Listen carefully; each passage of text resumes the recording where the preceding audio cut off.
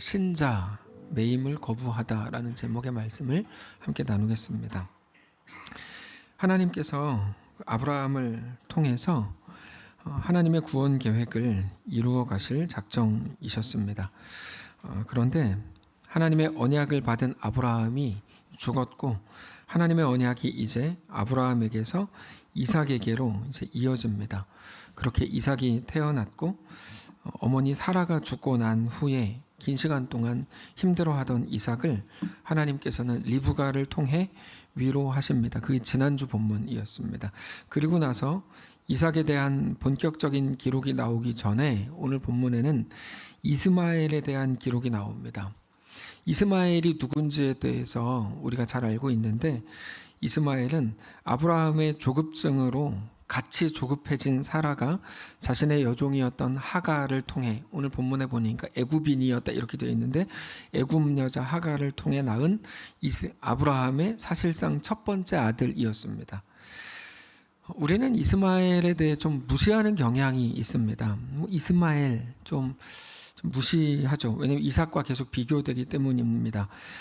이스마엘은 나중에 이삭이 태어났을 때 이삭을 좀 못살게 굴었고 조롱하고 희롱하고 이렇게 무시하고 이렇게 했고 그것을 본 이삭의 어머니 사라가 이스마엘과 하갈을 다시 이제 내쫓았지만 그렇게 쫓겨나서 부엘세바 광야에서 죽을 것 같다고 엉엉 우는 하갈과 이스마엘을 하나님께서 돌보셨습니다.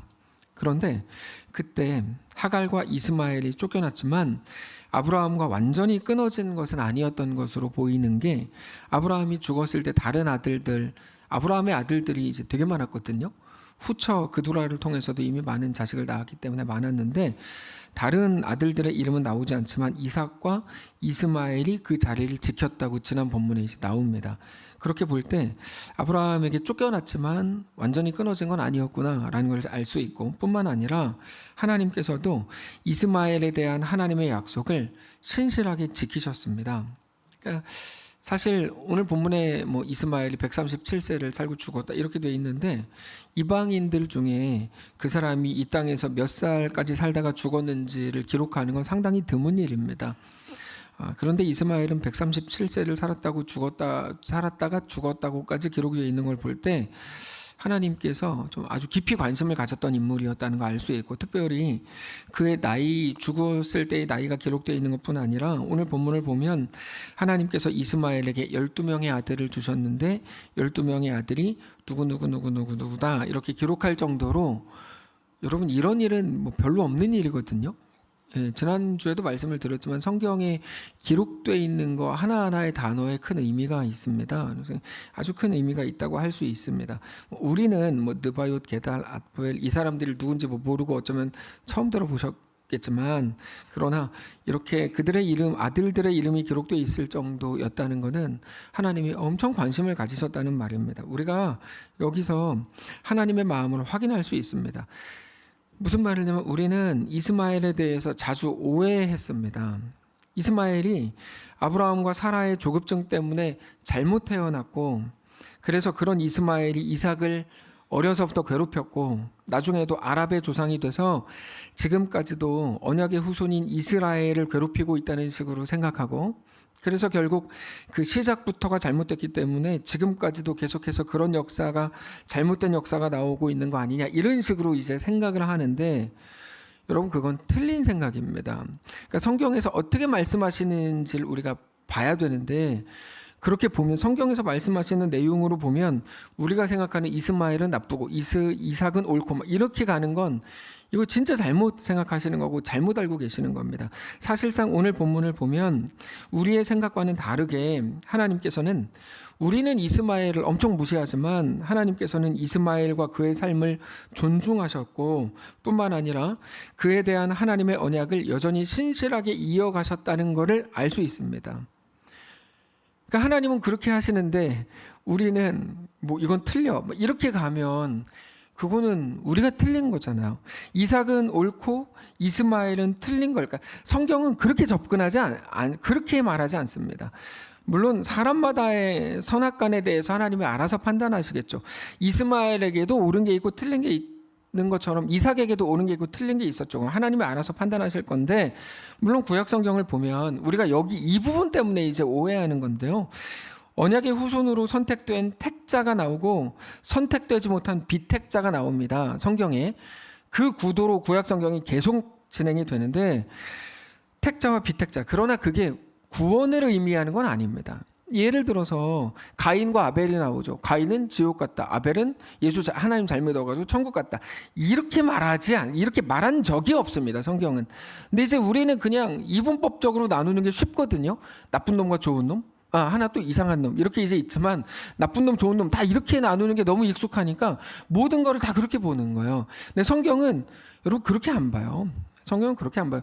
누가 가인이 지옥 갔대요? 그런 게 있어요? 근데? 그런 거 없어요. 택자와 비택자로 나뉘어요. 택자와 비택자. 그래가지고 뭐 야곱과 에서. 근데 택자는 뭐냐? 아브라함으로부터 시작된, 정확히 말하면 이제 하나님의 언약 처음부터 이제 쭉 계승돼서 아들 예수님 메시아까지 가는 계보를 이루는 자들을 택자라고 부를 뿐이고, 구원에 관한 내용은 절대 아닙니다. 우리는 하나님에 대해 마음에 대해서 잘 모릅니다. 그러면서 그저 인간적인 판단들로 하나님의 마음도 이럴 거다라고 추측하고 결정해 버립니다. 이건 심각한 문제가 있는 거예요. 예를 들어서 나중에 야곱과 에서가 나오는데, 야곱은 선택된 사람이었고, 근데 이제 그거는 메시아 계보를 위해 선택된 사람이었고, 에서는 선택되지 못한 사람, 비택자로 나오죠.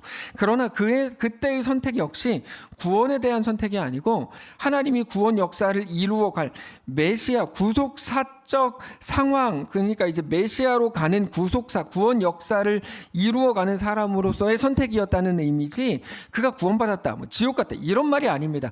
여러분, 그래서 우리는 누구에게 대해서도 지옥 갔다고 함부로 말할 수 없어요. 그거는 말도 안 되는 소리예요. 지옥 같다고 어떻게 감히 그렇게 쉽게 말해? 그 말할 수 없는 말인데 그냥 너무 쉽게 그냥 말하는데요. 그럴 수 없습니다. 오늘 본문에 이삭과 이스마엘도 똑같습니다. 이삭은 언약의 후손이었고 이스마엘은 아브라함의 조급증의 결과로 태어난 사람이었죠. 그 시작이 분명히 서로 달라요. 그러나 하나님께서는 그 둘 모두를 아끼시고 사랑하셨다는 게 성경을 통해 드러나는 하나님의 마음입니다. 자주 말씀을 드리는 것처럼 요나서에는 아주 짧지만 강렬하게 하나님의 마음이 드러나는 부분이 나옵니다. 하나님께서 요나에게 니느웨로 가서 회개의 말씀을 선포해라, 이렇게 말씀하시죠. 근데 니느웨가 어디냐면 아수르의 수도인데, 아수르는 어디냐면 북이스라엘을 멸망시킨 이스라엘의 대적입니다.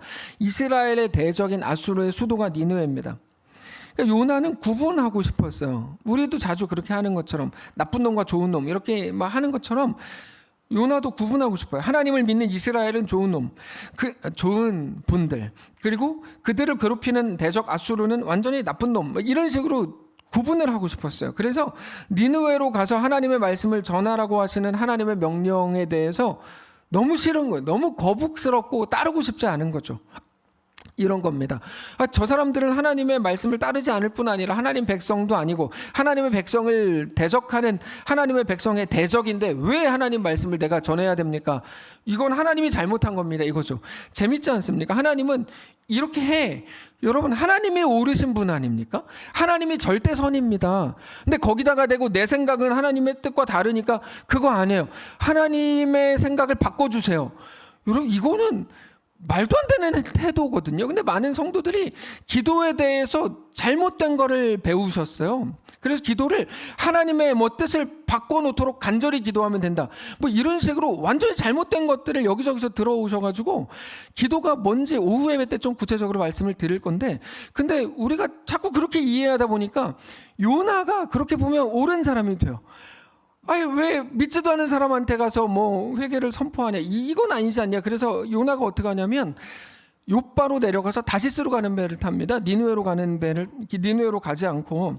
그러다가 하나님께서 이렇게 끌어가지고 큰 물고기 뱃속에 넣어가지고 니느웨로 다시 보내시죠. 거기서 보내졌으니까 어쨌든 하나님의 말씀을 전합니다. 요나가 전한 하나님의 말씀의 주제는 회개였거든요.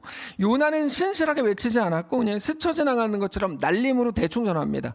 이게 원래 3일 동안 밤낮으로 전해야 제대로 전할 만큼 큰 성읍인데 그냥 반나절에 끝내버리니까 이게 얼마나 대충 한 겁니까? 그럼에도 불구하고 그들은 스쳐가는 소리, 요나의 소리를 듣고 회개하고 주께 돌이키기로 합니다. 요나는 이제 그게 마음에 안 들었어요.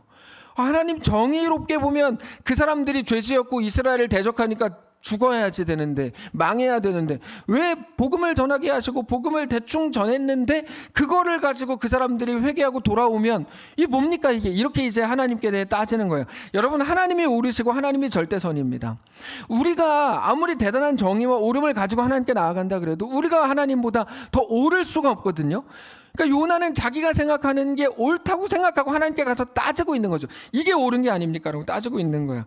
왜 하나님을 제대로 섬기지도 않는 민족이 회개를 하고, 왜 회개를 하면 하나님은 안 받아줘야지 그 또 회개를 받아주고, 그게 과연 정의로운 겁니까? 그게 옳은 겁니까? 하나님 뭐 그런 식으로 일합니까? 라고 따지면서 마지막에 뭐라고 하냐면, 이렇게 할 거면 차라리 나를 죽여주십시오, 이렇게 말해요.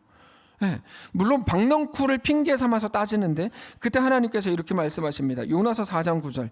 하나님이 요나에게 이르시되 너가 이 박넝쿨로 말미암아 성내는 것이 어찌 옳으니 하시니, 그가 대답하되, 요나가 대답하되, 내가 성내어 죽기까지 할지라도 옳으니이다. 뭐 이런 사람은 제가 진짜 성경 역사 통틀어 처음 봤어요.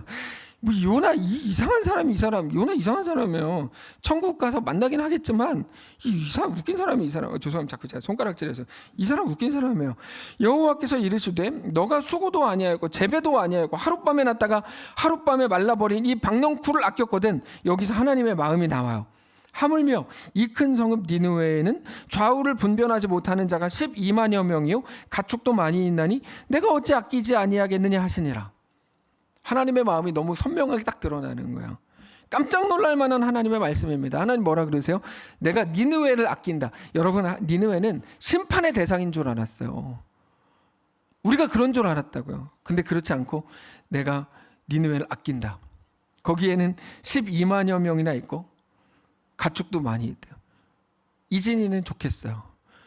우리는 뭐 착한 일을 정말 많이 해도 칭찬받을까 말까인데 이진이는 방구만 꺼도 잘했다, 뭐 이렇게, 얼마나 좋을까. 부러워요. 자, 근데 중요한 건 이거죠. 거기에 12나 미만여 명이나 있고 가축도 많이 있다. 그러니까 우리가 하나님 앞에서 하는 생각과 똑같아요. 하나님, 저 사람은 벌 받아야 돼요. 뭐 그런 사람들, 니느웨, 이른바 니느웨. 근데 그 사람들이 왜 승승장구하고, 왜 악인이 형통하고, 왜 의인이 고난을 당합니까? 우리 이런 기도 많이 하잖아요. 이것과 같습니다. 왜 보명사가 불타지 않고 저렇게 있습니까? 저는 보명사 관심도 없습니다. 예를 들면 뭐 성불사가 왜 1000년 동안이나 저렇게 있습니까? 망해야지, 우상숭배자들인데 우린 이렇게 말하는 것과 같아요. 이거보다 사실 더 심한 말을 요나가 하고 있는 거죠. 왜냐하면 그 정도랑은 비교 안 되는 거거든요. 니느웨가 망하지 않는다는 건 요나 입장에서는 이해하지 못하는 말인데 하나님은 내가 니느웨를 아낀다 이러고 있으니까 너무 황당한 거죠. 네.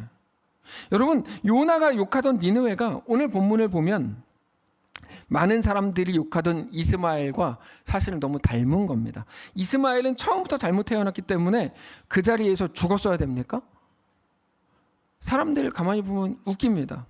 왜 웃기냐면, 여러분, 생명의 주인이 하나님이시라고 하면서 병원에서 얘는 장애를 가졌어요, 얘를 지우는 게 좋겠어요. 저 이런 회개망측한, 정말 죄송합니다, 그지 같은 소리가 어디 있습니까? 저는 그래서 아기를 가졌을 때 장애야 뭐예요 이거 검사 하는 것부터가 마음에 안 들어요. 뭐 하나님의 생명의 주인이라고 할 때는 언제고, 자기들이 뭐 불편하고, 죄송합니다, 이렇게 쉽게 말하는 거 아니에요? 힘들까봐 뭐 지운다? 어떻게 이렇게 회개망측한 소리들을 기독교인이라는 배지를 가지고 합니까? 말도 안 되는 소리들입니다. 저를 째려보세요. 그래도 좀 계속 얘기할 거예요. 말도 안 되는 소리들을 그렇게 많은 기독교인들이 하고 있어요. 네. 저는 이 말씀을 보면서 너무 답답해가지고 화가 나더라고요. 화가. 자기들 하나님이 생명의 주인이라고 할 때는 언제고, 자기들 마음대로 또 뭐 편할 때는 또 자기들 막 논리를 가고, 말도 안 되는 거죠. 말이 안 되는 겁니다. 여러분, 이스마엘이 처음부터 잘못 태어났기 때문에 그 자리에서 죽었어야 되는가? 아니, 그 자리 처음부터 태어나지 말았어야 할까요? 그렇지 않죠. 우리가 귀 기울여야 되는 건 우리가 가진 잣대가 아니라 그들에게 대한 하나님의 마음이라고요. 하나님이 그들을 어떻게 대하시는지를 잘 살펴보고 우리도 하나님의 마음을 가지는 게 너무나 중요한 마음이라는 겁니다. 단지 이스마엘뿐 아니라 우리 각자 모두에게도 각자의 사연이 있고 각자의 이야기가 있습니다. 세상의 누군가는 세상의 잣대로 그들의 가치를 말할지도 모릅니다. 그러나 우리 하나님께서는 성경을 통해서 하나님의 마음을 우리에게 가르쳐 주시고 보여주십니다. 하나님은 이스마엘을 눕혀주신다고 오늘 본문을 통해 우리에게 얘기하세요. 너는 아브라함의 실수로 태어난 사람이야. 넌 처음부터 나지 말았어야 했어라고 하나님 말씀하시는 게 아니에요. 그렇게 말씀 안 하세요. 하나님이. 이스마엘이 아무리 아브라함의 불신앙의 결과로 태어났다고 해도 그건 우리 생각일 뿐이에요. 여전히 그의 주인은 하나님이시라고 하나님 우리에게 선언하시는 거죠. 하나님은 이스마엘의 주인이시고 이스마엘의 창조주이기도 합니다. 실제로 그를 눕혀주셨고 그의 주인이 되어주시기도 하셨습니다. 그래서 그가 살았던 연수가 기록이 되어 있고 그의 아들들의 이름 모두가 기록해 주시면서 그도 너무나 소중한 아브라함의 아들이었다는 것을 말씀하시는 거죠. 여러분, 그러고 보면 하나님께서 아브라함에게 이스마엘을 내보내라 라고 말씀하실 때 그때 근거가 뭐였습니까? 야, 그 때문에 이삭이 괴롭힘 당하니까 내보내라, 그 때문에 사라가 아프니까 내보내라, 이런 게 아니었어요. 고민하던 아브라함, 하나님, 제가 이 사람을 내보내면 얘는 뭐 먹고 삽니까? 그때 하나님께서 주셨을 것 같은 마음이 뭐라 그랬죠? 야, 내가 너의 아비인 것처럼 난 이스마엘의 아비이기도 하다. 네가 이스마엘의 아비 노릇하는 것보다 내가 창조주의 아비 노릇하는 게 훨씬 더 완전하다고 말씀하심으로 믿음으로 내보내라고 말씀하셨다고 제가 말씀을 드렸죠. 그게 오늘 우리를 향한 하나님의 마음이라고 우리에게 보여주시는 겁니다. 하나님의 기준은 우리가 가진 기준과 다를 때가 너무 많습니다. 하나님께서 이스마엘을 아끼신 이유는 그가 잘했기 때문이 아닙니다.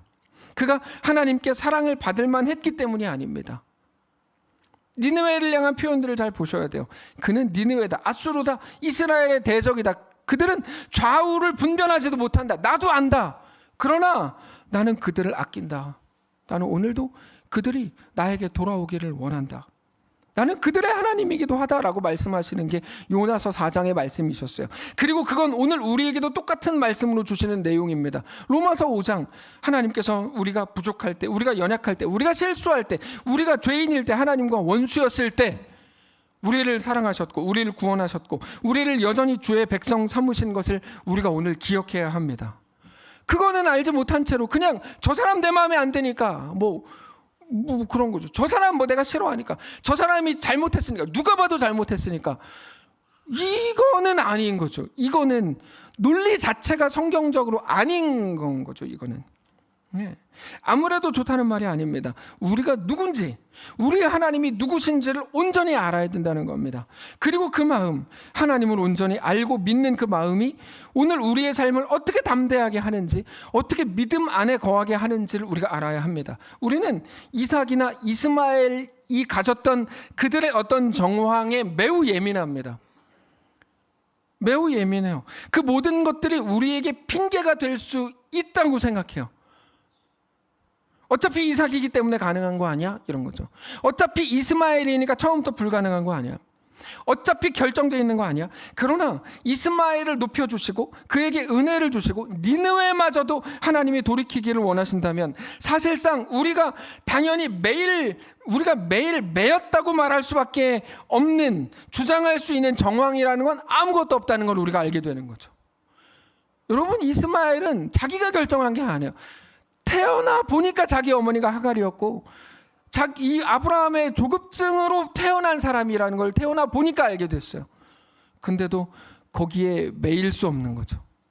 너 그러니까 너 태어나지 마라. 너 그러니까 너 죽어버려. 이렇게 말하는 것 자체가 말이 안 되는 거예요. 하나님의 논리로 보면. 그럼 뭡니까? 너의 생명의 주인은 여전히 나야. 여러분, 이해가 되시는 거예요? 세상이 볼 때 결국 당연한 매임이라고 말하는 것들에 대해서, 그러니까 넌 나에게 공감해야 돼, 그러니까 너는 내 말 이해해줘야 돼 라고 말하는 당연한 매임에 대해서 성경은, 여러분, 상처받으시지 마세요, 적극적으로 반대하고 있다는 걸 기억해야 돼요. 그런 거 없어요. 당연한 매임이라고 핑계가 없어요. 그런 거.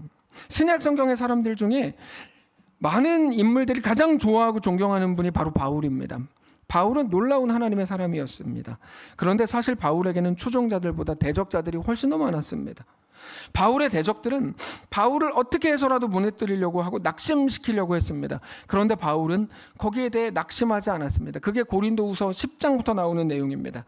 바울의 대적자들은 바울을 낙심하게 하기 위해서 뭐 했냐면 소문을 냈습니다. 소문. 특별히 바울을 무너뜨리려고 그들이 했던 가장 강력한 말은 바울의 질병에 관한 공격이었어요. 근데 거짓말이 아니었어요. 사실이었어요.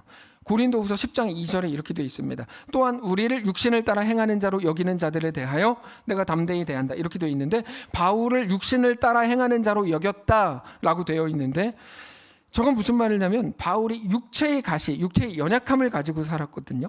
뭐 간질이었는지 안질이었는지는 모릅니다. 그냥 아는 척하는 사람들이 있을 뿐이지 사실은 성경에 나오지 않아서 모릅니다. 근데 육신의 연약함을 가지고 살았던 거는 맞아요.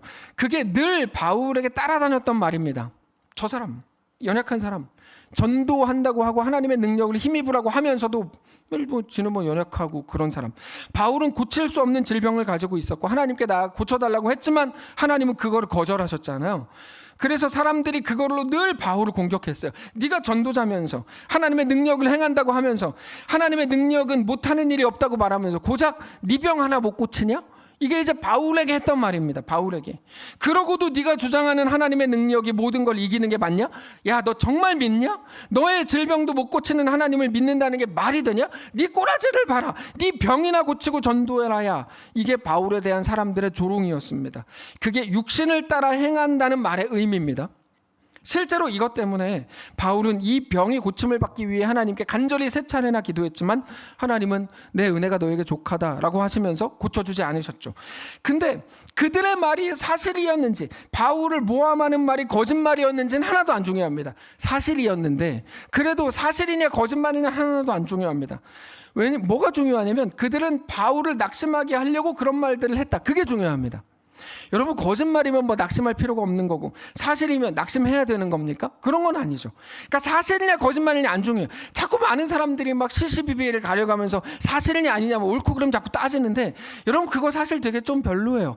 왜냐면 그거 그렇게 중요한 문제가 아닐 수도 있어요. 그들은 바울을 낙심하게 하려고 온갖 말을 쏟아냈지만 바울은 그런 대적자들로 인해서 결국 낙심하지 않았다는 게 중요한 사실입니다. 그러면 이거죠. 바울이 어떻게 낙심하지 않았냐? 이게 중요한 거거든요. 그거에 대해서 성경은 이렇게 소개해요. 고린도후서 10장 3절. 우리가 육신으로 행하나 육신에 따라 싸우지 않는다. 아주 중요한 말입니다. 육신이 내가 연약한 게 맞다. 그래, 내가 기도해봤는데 3번이나 기도했는데 안 고쳐졌다. 그래, 나 연약하다. 그거 알고 있다. 그래, 고쳐지면 좋았겠지. 안 고쳐졌다. 그러나 나는 그것에 매이지 않는다. 이렇게 말하는 거야. 육신에 따라 싸우지 않는다는 말이 그 말입니다. 나는 그것에 매이지 않는다. 여러분 중요한 거는 중요한 것과 매임이라는 건 완전히 다른 겁니다. 완전히 다른 겁니다. 아이가 공부 열심히 해야 되겠죠. 학생이니까. 그러나 그것에 매이는 것과 매이지 않는 건 또 별개의 문제인 겁니다. 이 매임이라는 거는 그리스도인에게 있어서 가장 중요한 싸움터입니다. 가장 중요한 싸움터는 다른 게 아니에요. 어떤 분이 책을 썼죠. 뭐 리차드 포스터가 성, 권력, 돈 이렇게 이제 맞나요? 맞죠? 이 3가지가 그리스도인을 유혹하는 유혹이다.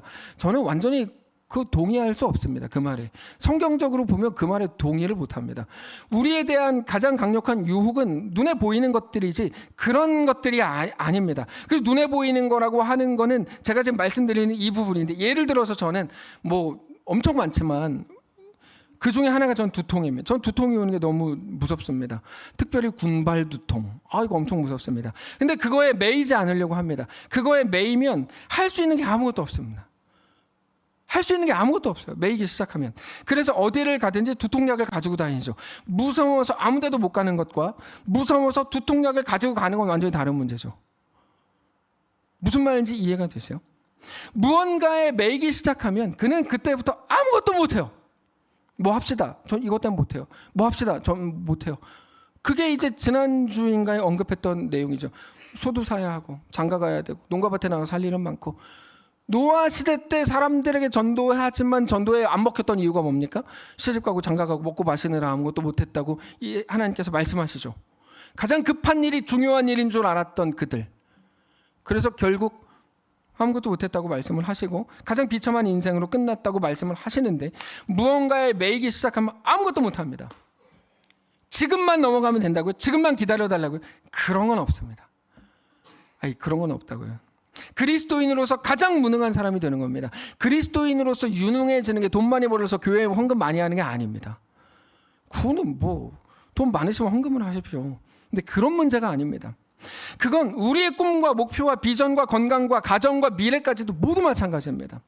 우리가 하나님을 믿는다고 하면서도 이 땅에 속한 무언가에 매이기 시작하면 우리는 절대로 능력 있는 그리스도인으로 살아갈 수가 없습니다. 절대로. 그건 하나님이 원하시는 게 아닙니다. 그러면 처음부터 하나님이 우리가 가질 만한 매일 만한 일들을 없애주면 되는 거 아닙니까? 이렇게 따질 수도 있겠죠. 머리 좀 쓴다는 사람들은. 근데 하나님이 없애주어서 그것들에 매이지 않게 된다면 그거는 아닌 거죠. 그건 아닌 거죠. 하나님은 어떤 상황 속에서도 우리를 얻으시기를 원하시는 것이지, 우리를 온실 속의 화초로 만들어가지고 그냥 아무 일도 일어나지 않아서 편안한, 그거는 아닌 거죠. 그렇게 세상 어떤 조건과 어떤 정황에도 매이지 않게 되는 것이 우리에게 대한 하나님의 요구라는 걸 알아야 합니다. 우리가 무엇에 매이겠는가? 하나님이 우리에게 원하시는 것이 무엇인가라고 할 때 우리는 바울의 고백을 들어야 됩니다. 바울은 어떻게 보면 얼마든지 매일 수 있는 모든 연약함과 모든 상황 속에서 어떤 것에도 매이지 않았습니다. 동시에 이렇게 말합니다. 나를 붙들어 매는 거, 나를 다스리고 지배하는 거 오직 하나다. 그건 하나님의 능력이다. 이렇게 말해요. 세상 어떤 것에도 매이지 않기로 결정했지만 그러나 나는 자발적인 그리스도의 종이 되기로 했다. 이렇게 말하는 거야. 고린도후서 10장 4절입니다. 우리 함께 4절 5절을 한 목소리로 읽겠습니다. 고린도후서 10장 4절 5절 시작. 우리의 싸우는 무기는 육신에 속한 것이 아니요 오직 어떤 견고한 진도 무너뜨리는 하나님의 능력이라. 모든 이론을 무너뜨리며 하나님 아는 것을 대적하여 높아진 것을 다 무너뜨리고 모든 생각을 사로잡아 그리스도에게 복종하게 하니. 바로 저거죠. 우리의 싸우는 무기는 하나님의 능력이다. 다시 말해서 나는 오직 하나님을 의지한다, 이 말이에요. 하나님에게 매이기로 결정했다. 그러면서 하나님의 능력은 어떤 견고한 진도 무너뜨릴 수 있다. 내가 두려워하는 그거, 어떤 모든 이론을 무너뜨리고, 세상의 이론이 얼마나 많이 우리에게 옵니까? 개똥 철학들 얼마나 많이 옵니까? 하나님을 아는 것을 대적하여 높아진 모든 것을 무너뜨리고 모든 생각을 사로잡아 그리스도에게 복종하게 한다. 이런 말이죠. 그 어떤 것에도 매이지 않지만 오직 하나님의 능력에, 하나님의 이끄심에 하나님께 매이기로 했다라는 고백입니다. 하나님의 능력에 매인다는 말은 하나님만이 나의 전부요 유일한 소망인 것을 알고 믿고 살기로 했다, 이런 말입니다. 언제나 두 사람만 반응하는 이유는, 그게 우리 그리스도인이 가질 유일한 능력입니다. 하나님을 아는 거, 하나님을 의지하는 거, 하나님을 믿는 거죠. 우리가 이 땅을 살아가다 보면 능력 있어 보이는 것들이 그렇게 많습니다. 누군가한테 요 말만 들으면 이게 진짜 능력 있어. 특히 생로병사의 비밀 이런 거 보면 엄청 능력 있어 보이잖아요. 제가 그 프로그램을 비난하는 게 아니에요. 저도 얼마 전에 그거 보고 바로 약을 대량으로 구매했다가 바로 이제 버렸어요. 저한테 안 맞더라고요. 근데 이제 그런 거죠. 그런 게 너무 많잖아요. 얼마나 많아요. 이것만 하면 진짜 내 인생이 그렇게 될 것 같은 거 너무너무 많죠. 능력 있어 보이는 것들, 새로운 것을 경험할 때마다 우리는 그게 정말 능력 있고 나를 살리는 것 같고 일으키는 것 같고 나를 영원히 잘 살게 할 것 같은 느낌을 받습니다. 그래서 그걸 따라가요. 지금 당장 이 일을 해야 될 것 같고 이게 너무 급한 게 확실하고 20, 30대, 30, 40대 이게 지금 당장 급한 게 확실하고 지금이 무조건 기회인 것 같고 비트코인 지금 안 사면 이제 곧 10배로 뛴다는데 안 될 것 같고 더 이상 많이 투자하지 마. 100만 원까지만 투자해. 곧 1000만 원이 될 거야. 이런 식으로 2년 후를 기다려. 제가 오늘 아침에 본 글이에요. 네, 제가 말하는 게 아니고 그럴 것 같고, 네, 지금 이 사람을 붙들지 않으면 안 될 것 같고, 그러면 내 삶은 그냥 망해버릴 것 같고, 그런 거를 유혹이라고 부르는데, 그런 유혹들이 우리에게 늘 찾아옵니다. 그러나 그때마다 강력하게 선포하셔야 됩니다. 내 유일한 무기는 오직 하나님의 능력이다. 나는 하나님께 매이기로 결정했다. 하나님의 능력은 어떤 견고한 진도 무너뜨리고, 하나님을 대적하여 높아진 것을 다 무너뜨리고, 모든 생각을 사로잡아 그리스도에게 복종하게 한다라고 우리는 선포하셔야 됩니다. 그게 그리스도인의 능력이거든요. 그리스도인의 능력은 기도 열심히 해가지고 내가 원하는 집을 사고, 내가 기도 열심히 해가지고 갈 수 없는 대학에 합격하고, 이런 게 아닙니다. 자꾸 이렇게 그냥 미신적이고 우상숭배적으로 다 바꿔버렸는데 그거는 아닙니다. 그리스도인의 능력은 지금 우리가 있는 홍해로 들어가게 되고, 요단강에 발을 담게 되고, 이런 게 그리스도인의 능력이죠. 광야에 서게 되고. 우리에게는 이스마엘에 대한 깊은 오해가 있습니다.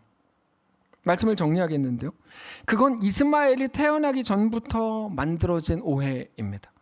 아브라함의 조급증, 사라의 홧김에 태어난 사람이라는 거죠. 사실입니다. 사실상 이스마엘은 그들의 잘못 때문에 태어난 게 맞습니다. 그런데 그렇기 때문에 그의 인생에는 소망이 없는 건가?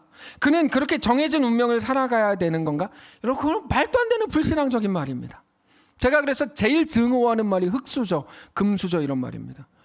특히 기독교인의 배지를 가진 인간들이 흙수저, 금수저라는 말을 하는 것은 정말 혐오스럽습니다.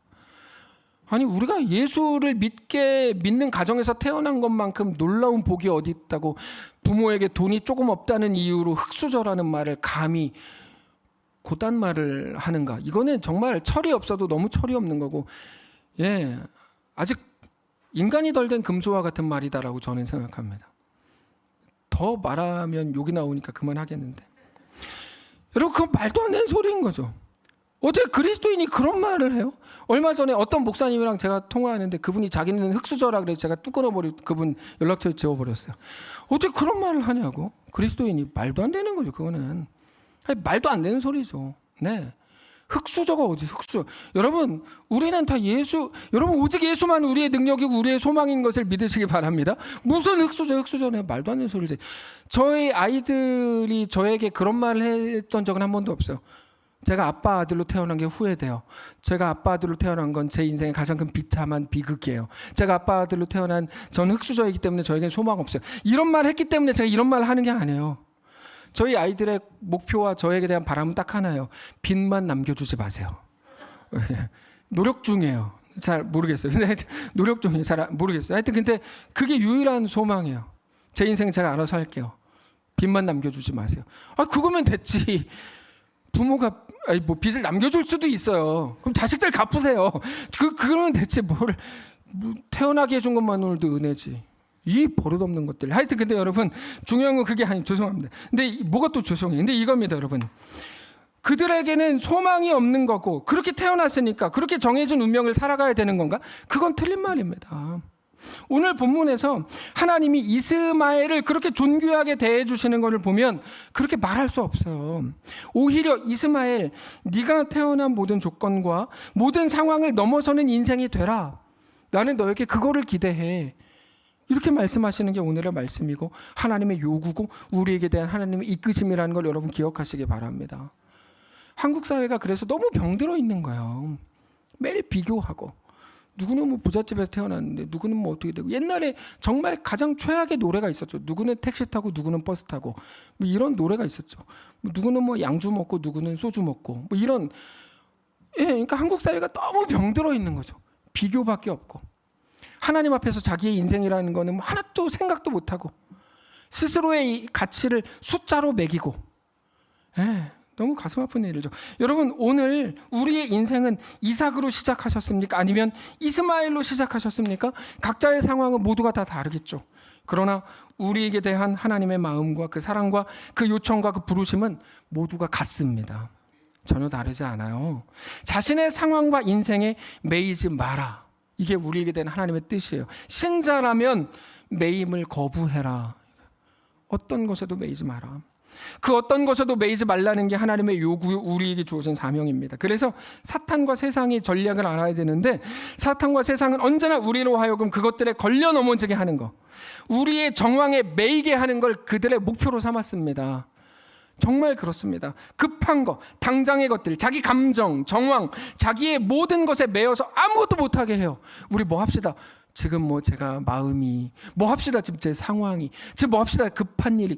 하여튼 아무것도 못하는, 그냥 자기 다 할 수 있대요. 할 마음이 있대요. 하고 싶대요. 근데 지금은 아니라는 거죠. 이게 뭐예요 이게? 이렇게 무능한 걸로 가면 안 되죠. 예. 그래서 어떤 담대함, 어떤 놀라운 결정도 못하는 거예요. 그리스도인은 여러분 뭡니까? 놀라운 결정을 하는 존재거든요. 세상이 감당할 수 없는 말을 하는 사람들이거든요. 그리스도인들은 정말 엄청난 존재인데 아무 말도 못해요. 왜 아무 말도 못합니까? 지금에 매여 있는 거예요. 하나님 없는 사람들과 똑같은 논리를 가지고 내가 상황이 이렇잖아. 그러므로 세상과 똑같은 하나님 없는 결정을 하게 하죠. 그러나 사랑하는 성도 여러분, 어떤 것에도 걸려 넘어지지 마십시오. 어떤 것에도 매이지 마십시오. 세상이 우리에게 던져주는 그 유혹에 지지 마십시오. 얼마 전에 했던 그 찬양을 기억하십시오. 우리 살아가는 모든 날들이 다 주의 숨결 속에 지어졌으니 이제 모두 모여 다 주를 찬양해. 그는 영원토록 찬양받으실 주. 우리 함께 찬양하며 걸어갈 이 길, 우리 발걸음 그가 이끌어 주시리. 여러분 말하지 않아요? 우리 발걸음 그가 이끌어 주시리. 누가 돈 많은 부모가 이끌어 준대요. 가장, 죄송합니다. 이 표현도 죄송한데, 가장 멍청한 부모는 재산을 많이 남겨주는 부모입니다. 그 설교 듣기 싫어서 교회 떠난 사람들도 있을 거예요. 여러분 가장 멍청한 부모가 되지 마십시오. 그 정말 못난 짓입니다. 왜 그렇게 합니까? 우리 발걸음 그가 이끌어 주. 야, 네 인생은 하나님이 이끌어 주시는 거야 라고 선언해 주셔야죠. 노력할게. 너에게 빚은 안 남겨주도록 해볼게. 이런 선언 정도는 멋있는 선언이죠. 그 하나님 앞에 너가 어떤 인생인지, 너가 잠시 넘어져도 낙심할 필요 없어. 시작하신 우리 주 그 끝을 이루어 주실 것이기 때문이야. 이거죠. 오늘 우리에게 대한 하나님의 마음이 무엇인지 알게 되시길 원하고, 특별히 우리 사랑하는 모든 성도 여러분, 우리 그 하나님의 능력을 오늘 의지하실 수 있기를 원합니다. 그래서 우리 삶에 이미 깊이 뿌리박고 있는 모든 견고 한진들이 무너지고, 하나님을 대적하는 세상의 모든 지식과 특별히 하나님을 아는 것을 대적함으로 높아진 모든 것들. 여러분 이 표현이 너무 중요한 표현인데요. 하나님을 아는 것을 대적하여. 저도 하나님을 아는 것을 이야기할 때 엄청 욕먹고 조롱당하고 비난받거든요. 심지어 교회에 있는 사람들에게도 비웃음을 살 때가 있어요. 하나님을 아는 것을 대적하여 높아진 모든 것들이 반드시 무너지게 될 겁니다. 바울의 고백이에요. 그렇게 우리는 오직 그리스도에게만 복종하게 되는 거룩한 성도들이시기를 원하고, 우리의 새 학기, 아까 장로님 기도하셨지만 새로운 달 3월, 우리 전 인생이 하나님께 메인바되는 거룩한 인생들 되시기를 주님 이름으로 축복합니다. 찬양합시다. 살아가는 모든 날들이 다 주의 숨결 속에 지어졌으니 이제 모두 모여 다 주를 찬양해. 그는 영원토록 찬양받으실 주.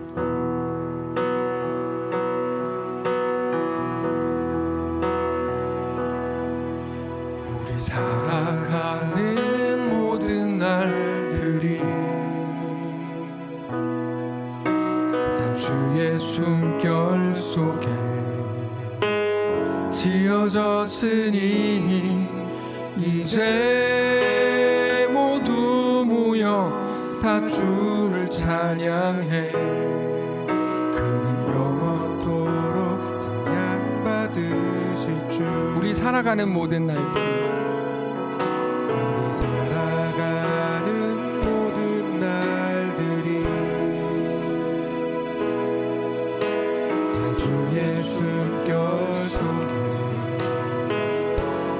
지어졌으니 이제 모두 모여 다 주를 찬양해.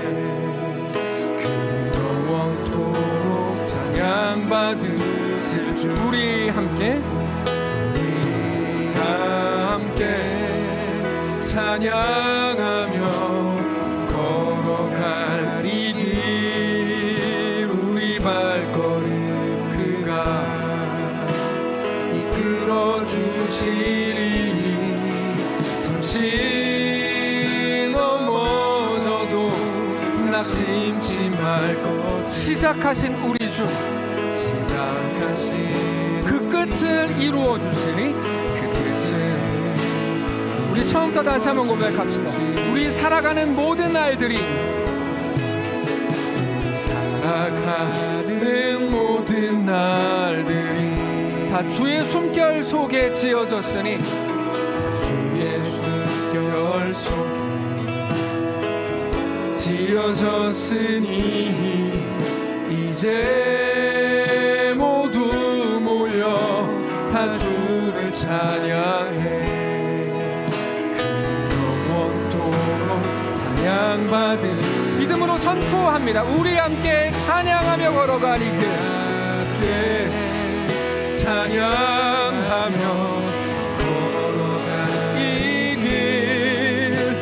우리 발걸음 그가 이끌어 주시. 잠시 넘어져도 낙심치 말 것을. 시작하신 우리 주, 그 끝을 이루어 주시리. 후렴 다시 한번 합시다. 우리 함께 찬양하며, 함께 찬양하며 걸어갈 이 길. 우리 발걸음 그가 이끌어 주시니 잠시 넘어져도 낙심치 말 것을. 시작하신 우리 주. 우리 하늘 높여서 후렴 다시 한번 합시다. 우리 함께 찬양하며 걸어갈 이 길. 함께 찬양하며 걸어갈 이 길. 우리 발걸음 그가 이끌어 주시리. 잠시 넘어져도 낙심치 말 것을. 시작하신 우리 주. 우리 눈 감고 조용히 찬양할까요? 우리 함께 찬양하며, 함께 찬양하며 걸어갈 이 길. 우리 발걸음 그가 이끌어 주시니, 그가 이끌어 주시니. 잠시 넘어져도 낙심치 말 것은, 낙심치 말 것은. 시작하신 우리 주, 그 끝을 이루어 주시리. 그 끝을 이루어 주시리. 하나님, 우리는 태어나 보니 이삭이었고 혹은 태어나 보니 이스마엘이었습니다. 우리가 결정하지 않고 선택하지 않은 것 때문에 우리의 삶이 그렇게 세팅됐고 그렇게 시작됐는지도 모릅니다. 그러나 어떤 상황에서든지 사랑하는 아들아, 사랑하는 딸아, 내가 너의 아버지다 라고 말씀하시는 하나님으로 인해 세상이 주지 못한 소망과 그 기쁨을 얻게 되기를 원합니다. 하나님, 내 형편이 평균 이하라면 하나님이 그만큼 더 놀랍게 우리 삶을 역사하실 거라는 반증일 텐데, 그저 패배주의로 꽉 차 있는 이 한국 사회 속에서 이 사회가 우리에게 던져주는 패배주의 때문에 나는 가난한 부모 밑에 태어났어, 부모를 원망하고, 나는 뭐 키가 작아, 나 얼굴이 어떻게 생겼어, 나는 뭐가 어때, 그저 원망과 불평으로 꽉 차 있었던 우리를 이제 불쌍히 여기시고 우리에게 다만 세상이 끊임없이 막으려고 했던 믿음과 신앙을 허락하셔서 우리가 처한 모든 상황 속에서 하나님으로 인한 소망을 바라보게 하시고, 세상 어떤 것도 나를 꺾을 수 없구나, 심지어 하나님을 대적하여 높아진 모든 견고한 진이 완전히 파해지고 오직 예수 그리스도의 십자가의 능력만이 나를 가장 아름답게 하겠구나, 그 분명한 믿음이 우리를 완전히 새롭게 하는 놀라운 주의 백성들 다 될 수 있도록 역사해 주시옵소서. 하나님, 이제 새 학기가 시작되고 사랑하는 아이들은 새로운 교실에 들어가겠죠. 그곳에서 하나님의 놀라운 은혜를 누리게 하옵소서. 사랑하는 다음 세대 아이들뿐 아니라 새로운 것들을 이제 막 내일부터 혹은 이번 3월부터 이번 2024년부터 새롭게 시작해야 할 사랑하는 모든 지체들 가운데 하나님, 그곳에 하나님 함께 하시고 성령을 보내셔서 부으셔서 역사하시고, 그렇게 모든 홍해와 모든 요단강 앞에서 가장 놀랍게 완전한 일을 이루시는 하나님을 맛보게 하시고, 그렇게 하나님을 마음껏 감격하고 하나님을 찬양하는 우리의 모든 인생 될 수 있도록 역사하시옵소서. 우리 주인 되신 살아계신 우리 주 예수님의 이름으로 기도합니다.